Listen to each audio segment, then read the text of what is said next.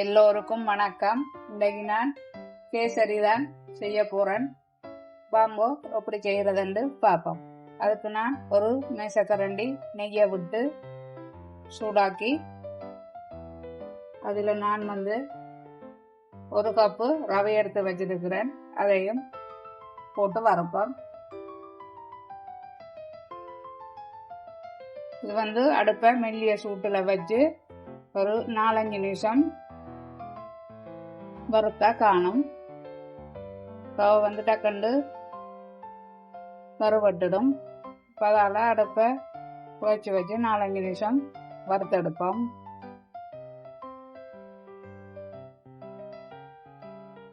இப்போ 5 நிமிஷம் ஆச்சுது. இதை நாங்கள் இறக்குவோம். இதை நான் ஒரு தட்டுக்கு மாற்றுவோம். மாற்றி போட்டு அதே பேனில் ஒரு மேசக்கரண்டி நெய்யை விட்டு கறிவேப்பிலை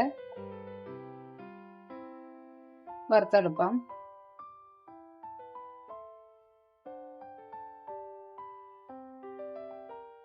இங்களை விட கறிவேப்பிலை போட்டால் பிடிக்காது. ஆனால் ஒன்றும் செய்யலாது. கேசரிக்கு கறிவேப்பிலை போடணும். இப்போ பாருங்க, கறிவேப்பிலைக்கும் வதக்கியாச்சு. நீரையும் இறக்குவோம். இப்போ பேனை வச்சுட்டு எந்த கப்பால் ரவை எடுத்ததோ அந்த கப்பால் தான் நான் 2 கப்பு பால் எடுத்துருக்கிறேன். தண்ணியிலையும் செய்யலாம், ஆனால் பால் இன்னும் டேஸ்டாக இருக்கும். அதால் 2 கப்பு பால் எடுத்துருக்கிறேன். இப்போ இது கொதிக்கட்டும். இப்போ பாலோட சேர்த்து 1 கப்பு சீனி எடுத்துருக்கிறேன். எந்த கப்பால் அளக்குறீங்களோ அந்த கப்பாலே அளந்து எடுத்துக்கொள்ளுங்க. இப்போ இதுக்கு தேவையான கலர் எடுத்து வச்சிருக்கிறேன். நான் மஞ்சள், அதில் ஒரு பிஞ்சு மஞ்சள் பவுடர். பால் கொதிச்சு கொண்டு வருது. அதோட சேர்த்து நான் 2 குங்குமப்பூ இதழ் போட்டிருக்கிறேன்.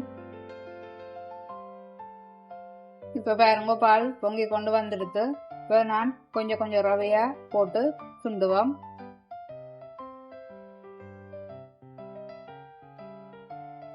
இப்போ பாருங்க, பால் இழுத்துடுத்து ரவைய. இப்போ கிண்டவணும் நல்லா. இப்போ பாருங்க, பாலில் ரவை அவிஞ்சு கொண்டு வந்துடுது.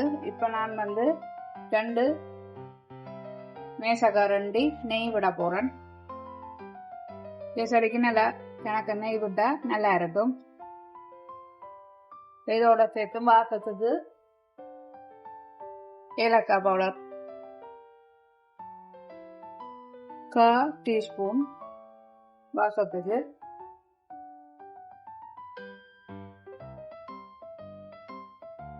கடைசியா இந்த கறிவேப்பிலை பொரிச்சு வச்சது அதையும் போடுவோம்.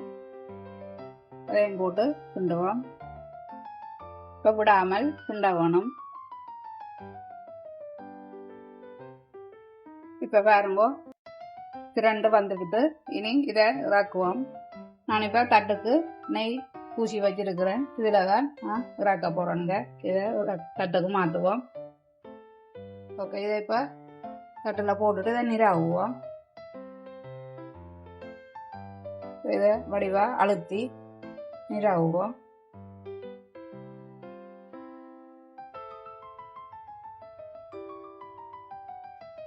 ஓகே, இது நிரவி விட்டு இருக்கு. இது இனி ஆற வேணும். ஆறின அப்புறம் நாங்கள் பீஸா வெட்டி எடுப்போம்.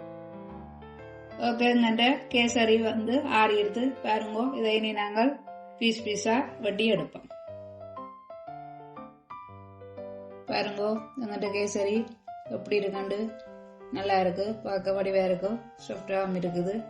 ஓகே, நான் இந்த வடிவத்தில் வெட்டி இருக்கிறேன். நீங்கள் உங்களுக்கு பிடிச்ச வடிவத்தில் வெட்டி கொள்ளுங்க.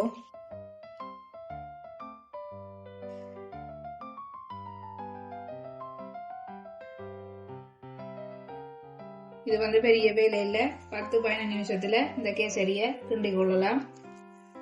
நல்ல பால்ல செய்ததானே நல்ல டேஸ்டா இருக்கும். டக்குன்னும் செய்யலாம். இது கணக்க பொருளும் இல்லை, பாலும் சீனியும் ரவையும் இருந்தாலே காணும்.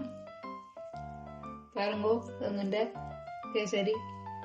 ஓகே, நல்லா சுலபமா செய்யலாம்.